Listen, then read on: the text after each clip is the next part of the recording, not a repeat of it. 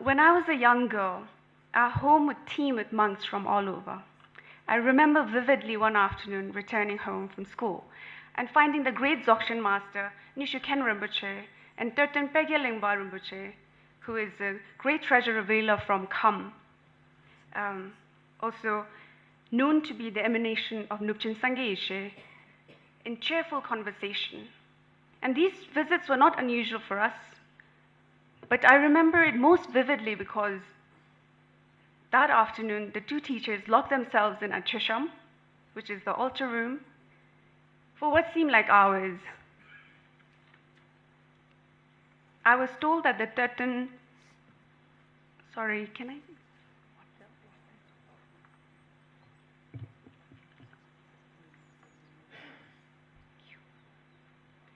Sorry, I have a dry throat today. I was told that the terton was transmitting secret teachings to Nishuken Rinpoche. There are fascinating stories about the terton. Thank you. Discovering dharmas in India, Tibet, and Bhutan. I was ever since curious. I wanted to know what was transmitted. Obviously, I don't. Inevitably, when one talks about tertons and the treasures that they discover, one hears about the Kandra Daik, or Dakini Script, which remains the biggest puzzle yet, especially to an archaeologist like myself, who relies heavily on the scientific investigation of material evidence to understand the world around. How does one begin then to comprehend what Terton Pegye Lingpa and his attendants, some of whom are still alive, saw that morning in 1969 at Thimphu, Paro Thimphu, which isn't too far from here, when they saw droplets of water from the Doji Phamol Lasso rise to form beautiful but very strange string of scripts? What about the terton's earlier Kandra Daik, which he discovered from the bottom of a lake in Pema Khe? Or what about those that he found floating on a bamboo plant outside his patron's house? I'm not a Buddhist scholar and therefore do not profess to know the depths of the tradition, especially of Vajrayana Buddhism. What I've done here is to make an attempt to understand the origin, the meaning, and the function of the Kandra Daik, which is ubiquitous to the tertons. And the tertons, in turn, are ubiquitous to Vajrayana tradition. In the interest of time, I shall leave the role of the women in Vajrayana Buddhism to my fellow panelists, which I'm sure will be amply covered in the course of the session. So,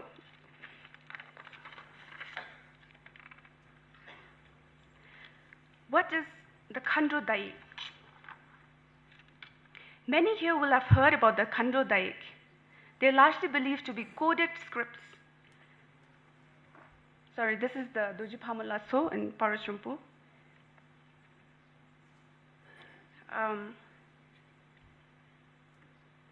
Many here will have heard about the Kandra Daik.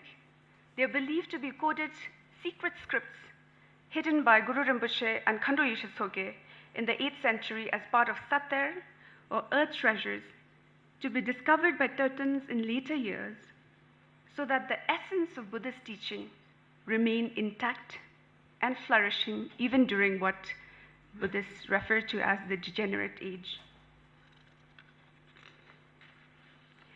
Many believe that the Kandra Daik gets its name from those who have created or wrote the Daik, so the Dakini or the Khandros. But they are textual sources that quite clearly say that that isn't necessarily the case. In particular, Dungkar Sigzo text mentions that during Gyalpo Tshitsung Duson's time in Tibet, new special codes or terik were created for the purpose of hiding important teachings for the future. Because writing all the important teachings for the future in longhand was both difficult and time-consuming, these secret coded writings were created and used. It It is said that they were created in secrecy in Tibet and that they were used by very, very few. Hence, based on the Uchen of the Tibetan script, of course. The Tibetan scripts were written by many, or perhaps all of the Guru's core disciples, including Yeshe Tsoge, but under the instruction of the Guru himself. Literally, the Da Bauradata Da in the Kandra Daik refers to a sign. The Kandra Daiks are themselves dharma, they are believed to be dharmas, but they are more importantly signs for the terton, to a sign that leads the terton to his precious teachings. The terton is believed to have already received the teachings from the Guru in a previous life.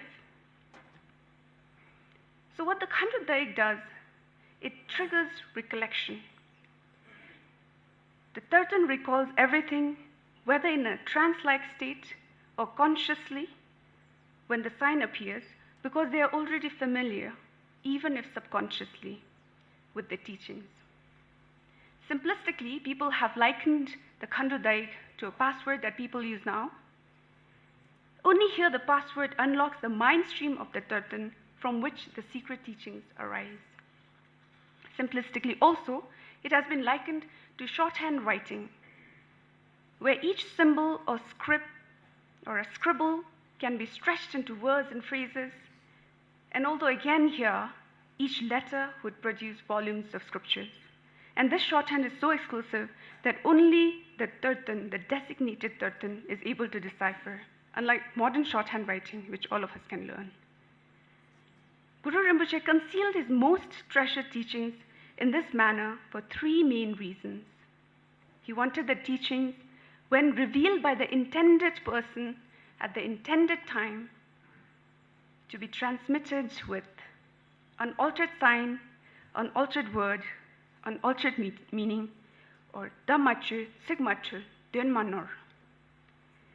The secret codes exist for the terton and the Guru and are therefore inaccessible to ordinary beings like ourselves. The inaccessibility here extends not just to the spiritual and the literal meaning of the coded secret scripts, but the physical form of the scripts themselves. The Kandra Daik are therefore created so that no one can manipulate or untie them besides the designated terton.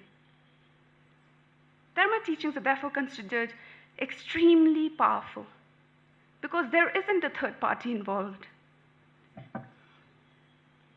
It is exactly what the Guru hid that is uncovered by the terton, making it direct transmission.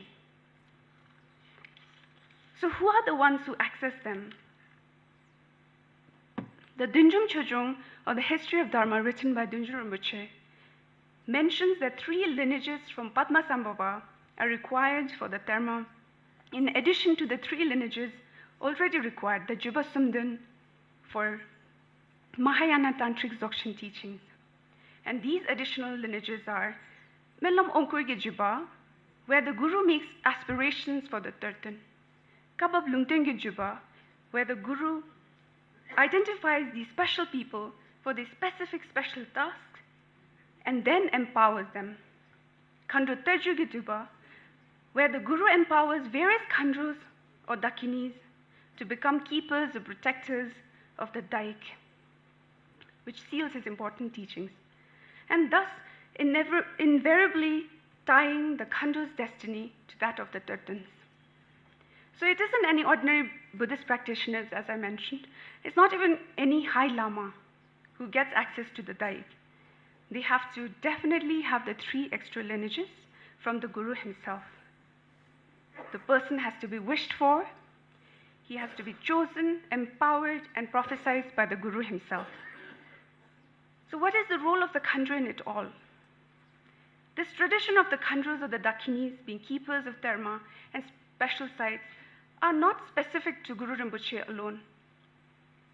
In fact, the word Dakini itself is of Dravidian, not even of Sanskritic origin. The Dravidian worshipped the feminine and associated power places with their Dakinis before the Aryans invaded and overran the Indian subcontinent around 4000 BC. The Aryans then adopted these power places and associated them with their own gods, the Ishvara or Shiva. So when Buddhism came onto scene, the Dakini cult, the Ishvara Dakini cult, was already in full swing, practicing blood sacrifice. The Buddha, to counter this negative aspects of the Dakini cult, is believed to have collected the Dakini and encouraged them to renounce their practice of blood sacrifice. He restored them to their original purity and saw them in as dharma protectors. So what is clear is the Dakinis have been made keepers of the dharma. They were chosen and empowered by the Guru just as the tertons. One can imagine the terton and the kandra having a key each of the same lock, both of which are required to unlock, unseal dharma. Besides being keepers of the dharma, it is also the element of tendril or interdependence that the Dakini brings to the discovery. It is often said that the terton cannot reveal his dharma if the tendrils are not right. In this, there is significant emphasis on the presence of a kandra, or feminine body spirit. Many understand the kandra here to be a lady who is sexually involved with the terton, a consort, or a young, beautiful, desirable woman. In the outer level, the physical kandra is very important indeed. There are many stories of terror revelations that talk about the sayum or the terium being present or the absence of whom, making it impossible for the terton to discover his ter. This is true in the case of the prolific terton Chögyalingpa, who, as many of you know, discovered the Guru Kusap or Jamyang Khyentse Wangpo. Chögyalingpa at one point needed to have sex with his kandra at a specific time and place, and that specific time and place being on a boat in the middle of the river Sangpo while crossing it. The kandra, of course, refused it because there were other travelers with them. This is believed to have broken the tendril, and so the terton wasn't able to reveal his ter. But this is not always the case. There are many examples of kandra being a little girl or a very old lady. Or in the case of the first Hefuchuku Ngawan Jakpa, who was a support terton for Pema Lingpa, the kandra Yishitsoge herself. Yishitsoge appears in Ngawan Jakpa's vision and reminds him rather harshly by slapping him across his face and asking him to go get his ter. Ngawan Jakpa eventually does he goes to Kichulhagang and recovers a Guru Kutsap, which is a Guru statue, from the chest of the Joe there. And then there are monk tertons like Jamyang Khyentse Wangpo and the fifth Dalai Lama.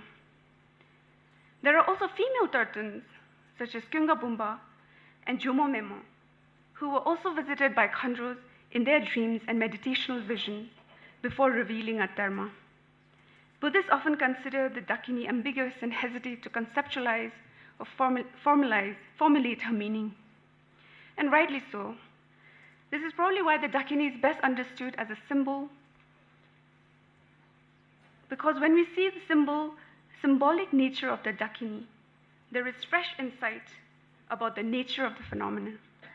Because on an ultimate level, even the Dakini is beyond gender. So to recap, on an outer level, the kandra daiks are secret coded scripts or symbols that seals the dharma to be revealed by the prophesied terton. They are not necessarily written by the Dakinis or the kandra. The kandras are the keepers of the daik, however. They are the exclusive keepers and help the terton reveal dharmas according to Guru's prophecies. There is little written on this topic, so I've consulted many Nyingma and Kagyu teachers who are closer to the dharma tradition, in addition to seeking insights from my scholarly friends. I hope that what I've presented here, which is but a shallow scratch on the surface of something that is so vast, so deep and so complex, sparks an interest in all of us, and that we continue having discussions on the topic. And finally, thank you, Shung Jasang and the Center for Bhutan Studies for the opportunity, and Mr. Ian Baker for inviting me to speak on this very complex topic in 15 minutes. Thank you.